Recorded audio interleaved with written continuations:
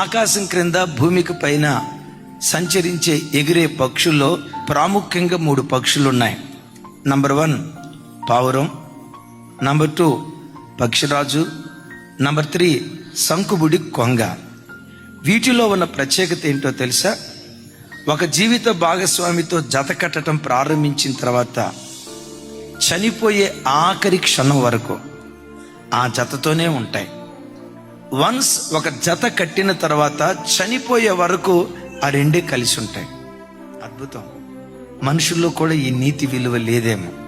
భార్య చనిపోతే 2వ వివాహం దేవుని వాక్యం అంగీకరిస్తుంది, ఒకవేళ వాళ్ళు చేసుకోవాలనుకుంటే. భర్త చనిపోతే 2వ వివాహం దేవుని వాక్యం అంగీకరిస్తుంది, ఒకవేళ వాళ్ళు చేసుకోవాలనుకుంటే. కానీ భర్త బ్రతికొండగా, భార్య బ్రతికొండగా ఒక పురుషుడు అక్రమ దారులకు వెళ్ళటం అది అక్రమ సంబంధం. ఎక్కడ చూసినా వివాహ వ్యవస్థ దారి తప్పిపోతుంది.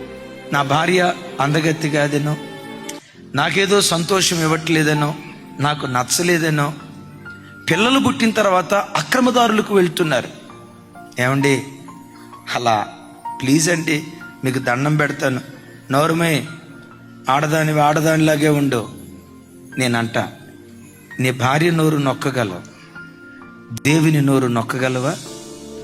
ఒకవేళ భార్య డిపెండెంట్ అయి నీ కష్టాధ్యత మీద బ్రతికేది కనుక తన తల్లిదండ్రులను కోల్పోయి, తన కుటుంబీకులను కోల్పోయి, ఇప్పుడు నాకెవరున్నారు భర్తను వదిలిపెట్టి వెళ్తే, పిల్లలు ఏమైపోతారు, కుటుంబ గౌరవం కోసం ఆ బిడ్డ మౌనంగా నీతో కాపురం చేస్తుందేమో. మనుషుడ విను, బోధించే నేను, వింటున్న మీరు, నీతి కలిగిన న్యాయాధిపతి అయిన దేవుని ఎదుట నిలవబడే రోజు ఒకటి ఉంది. నీవు చేసిన ప్రతి చర్యను బట్టి, దేహంతో జరిగించిన ప్రతి పనిని బట్టి దేవుడు లెక్క అడుగుతాడు. We are accountable. కొంతమంది అత్తలు ఏం చేస్తారో తెలుసా? అత్తయ్య, అబ్బాయి దారి తప్పాడు అత్తయ్య, కొంచెం మీ అబ్బాయికి చెప్పండి అంటే, ఆడు మగోడట్ట తిరుగుతాడు, ఇష్టం ఉంటే కాపురం ఉండు, లేకపోతే.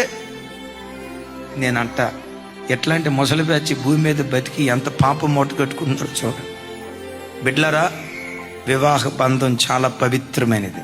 నా చేతులు జోడించి దండం పెట్టి చెప్తున్నా, వన్స్ ఒక్కసారి వివాహమైన తర్వాత ఆ భర్త మంచోడైనా కాకపోయినా ఒకే భర్త, ఆ భార్య అందగత్తైనా కాకపోయినా, నేను సుఖపెట్టేదైనా కాకపోయినా ఒకే భార్య. అలాంటి నీతి విలువలతో మన కుటుంబాలను కట్టుకునే కృప దేవుడిచ్చునుగాక.